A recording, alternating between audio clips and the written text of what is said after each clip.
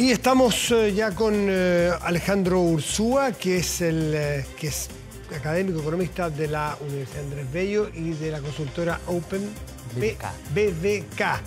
Exactamente. Alejandro, buenas noches, como siempre, gracias por acompañarnos. Pues. Al contrario, Matías, muchas gracias por la invitación. Bueno, las cifras estábamos leyendo muy tempranito, las vimos, ¿no es cierto? Las cifras de IMASEC de mayo, que hay un 2%, anual en mayo, lo cual está dentro de lo que se esperaba, negativo, pero bueno, nos habla de una situación que ya se alarga en el tiempo, es el cuarto mes consecutivo. ¿Qué conclusiones podemos sacar? ¿Por qué no repunta la economía chilena? La verdad que cuando empezamos a abrir un poquitito más esta data, efectivamente en este mes lo más protagónico fue la baja del sector minero, que bajó un 7,5% su productividad. Pero si comparamos mayo de 2022 con mayo del 2021, tiene exactamente los mismos días, o sea, no hay factores de mayores días hábiles o menos días hábiles. Y lo grave es que cuando sacamos y nos vamos a la parte productiva no minera, ¿vale? Es decir, industria, comercio, servicios, etcétera, nos damos cuenta que estamos encadenando el 9º mes a la baja, vale decir, 3 trimestres, y si la proyección que tenemos, ¿no es cierto?, hacia el mes de junio, que provisionalmente hablamos que vamos a tener una contracción de la actividad económica en torno a un 1% negativo. Entonces, obviamente, vamos ya desencadenando, primero que nada, todo el primer semestre, una baja de un 1,2% anualizado, y son 3 trimestres. Entonces, obviamente, la preocupación ya es mayor, porque vemos que la economía chilena no repunta y seguimos todavía con demasiados nubarrones en la economía en términos de con factores de incertidumbre muy potentes, y vemos que lamentablemente no hay ninguna política anticíclica con la finalidad de reactivar la economía, no se habla de inversión, no se habla de reactivación económica, que son los principales elementos que a mí, en lo personal, mayormente me preocupan. Bueno, claro, tú podrías decir políticas anticíclicas. ¿Cuál pudiera ser, o es la típica que se usa aquí, la política monetaria, ¿no es cierto? Correcto. Es una herramienta, habrá muchas, pero una herramienta que siempre los países tienen a la mano. En este país es autónomo el Banco Central, no como en otros, así que la política monetaria no depende del gobierno. Pero estamos en una circunstancia donde no es llegar y bajar la tasa de interés, no es tan fácil, porque tenemos riesgo inflacionario y de hecho no se ha bajado la tasa de interés. A ver, esperamos que la tasa de interés empiece a bajar ya a contar de este mes de julio. De hecho, se dio la particularidad hace un par de semanas atrás, ¿no es cierto?, que ya se hizo público que 2 consejeros del Banco Central ya habían, ¿no es cierto?, habían sido partidarios de bajar la tasa y no habían tenido esta unanimidad para poderlo realizar, o esta mayoría. Pero efectivamente nos damos cuenta que el Banco Central está cumpliendo su propósito, y me tocó hoy día estar en la mañana al banco y hay una consistencia también de lo que hizo ¿no es cierto?, la misma presidenta, que no solamente tiene que haber una tendencia, sino que una consistencia en el actuar. Y en ese sentido uno se queda con la tranquilidad que efectivamente vamos a estar próximamente en condiciones de empezar a bajar las tasas con el fin de echar a andar, ¿no es cierto?, los motores de esta economía que se han ido durmiendo un tiempo bastante largo. Pero tú sabes mucho mejor que yo, Alejandro, que la economía actúa con las primeras señales y probablemente esa baja ya está internalizada, asimilada. Y no sé si se ha notado en algo o se va a notar. A ver, yo creo que de alguna manera esto es, como todo en la economía, Matías, esto es un polinomio, ¿vale? Es decir, hay diferentes factores que explican un fenómeno en particular. Y en este caso, vemos que en Chile, yo diría que desde el año 2013 en adelante, de hecho salió un estudio de Michel Lavé, por ejemplo, que hablaba de que si no se hubiese realizado la reforma tributaria del segundo gobierno de la presidenta Bachelet, podríamos haber recaudado, ¿no es cierto?, una cantidad importante de miles de millones de dólares con la estructura anterior que teníamos. Pero bueno, eso es futurología, ¿no es cierto?, y es un escenario complejo, pero en términos generales vemos que se siguen, ¿no es cierto?, siguen haciendo permanentes elementos de incertidumbre que a la larga lo que hacen es postergar, ¿no es cierto?, la inversión. Postergar la inversión significa que de alguna manera estás hipotecando crecimiento, ¿no es cierto? De alguna manera, cuando yo hago una baja en las tasas de, ¿no es cierto?, de interés, lo que hago de alguna manera, acciono algunos proyectos que yo ya tenía en carpeta a realizar. Claro. Y cuando esto se genera... el financiamiento. Exacto, automáticamente digo, perfecto, en estas condiciones sí lo hago y reactivo parcialmente la economía.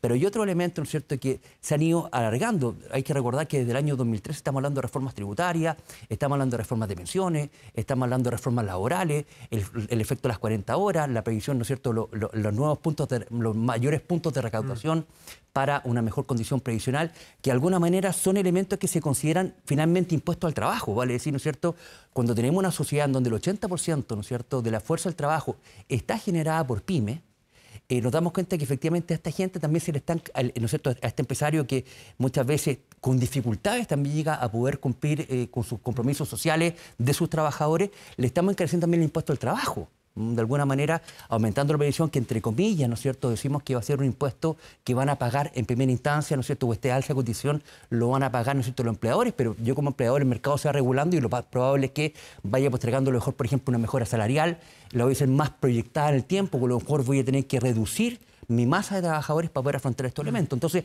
ahí es donde de alguna manera se empiezan a generar estos elementos. Yo creo que lamentablemente se han ido perpetuando en mayor tiempo lo deseado elementos de incertidumbre que están atacando efectivamente los pilares de esta economía que está sumamente apagada. Muy bien lo decías tú.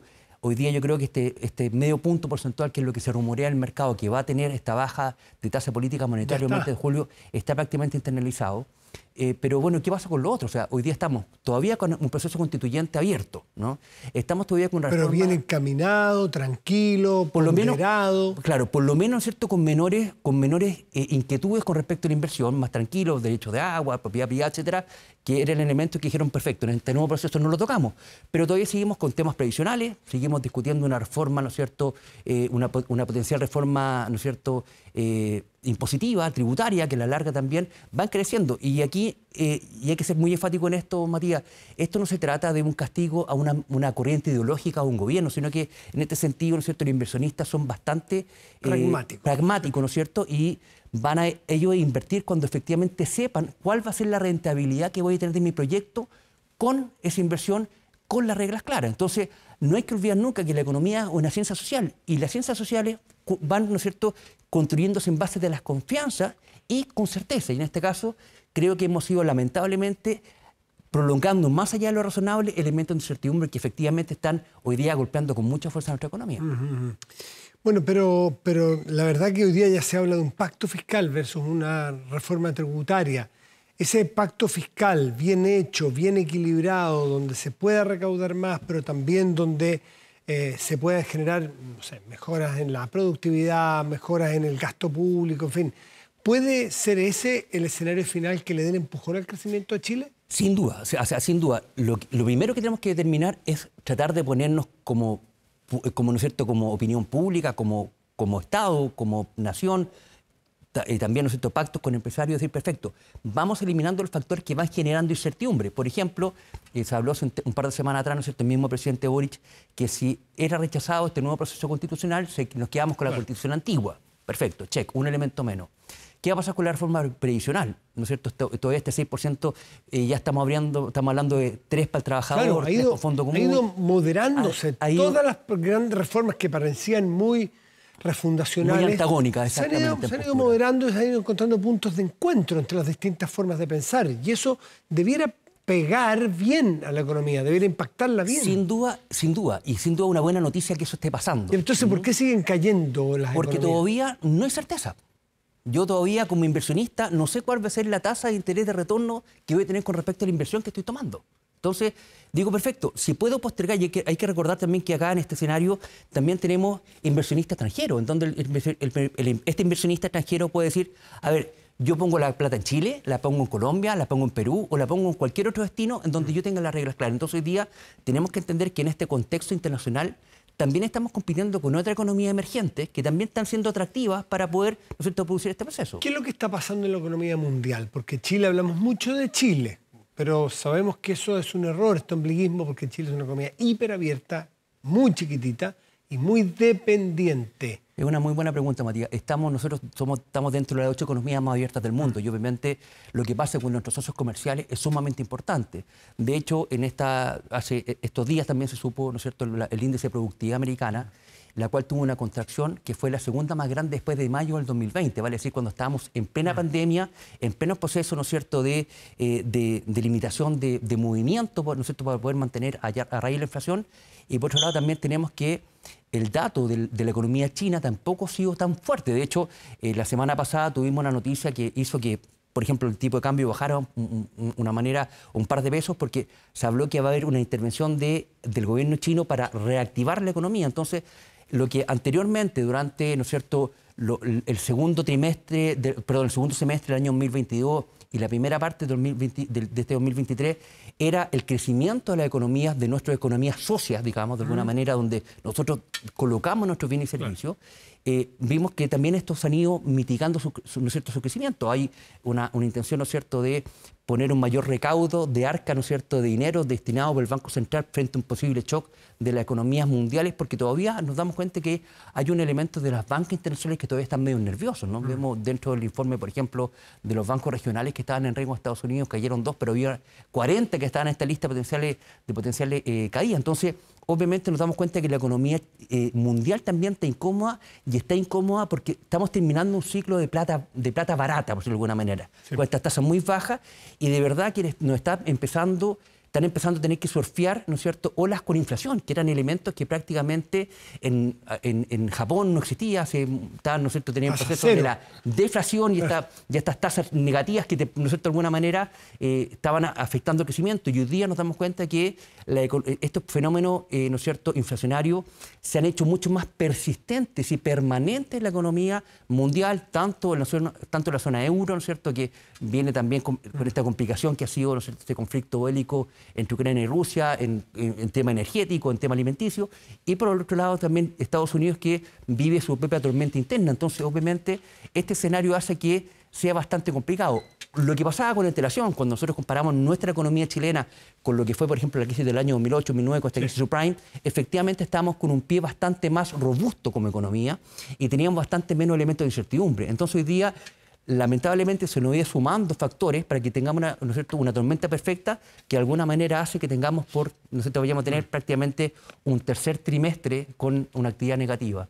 Para terminar, Alejandro Urzúa, 2023 vamos a cerrar, según tu perspectiva y las que maneja el mercado, ¿en cuánto el crecimiento?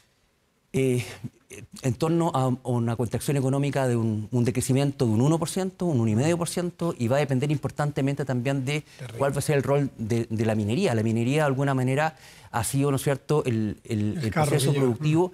Durante meses anteriores, Matías, o sea, durante IMASEC anteriores, nosotros veíamos, por ejemplo, que el servicio, de alguna manera, era, junto con minería, la que empujaba en el carro, porque obviamente habíamos tenido restricciones de movimiento, ¿no es cierto?, de reducción de aforo. Entonces, por ejemplo, los servicios de entretenimiento no estaban, entonces la base comparativa era muy buena y sacaban un poquitito la cara a servicios por estos elementos. Y minería, y vemos que si efectivamente hoy día poder sacar, por ejemplo, un buen tercer trimestre del año 2023 va a ser importantemente cuál va a ser el rol que va a tener, ¿no es cierto?, el mundo minero.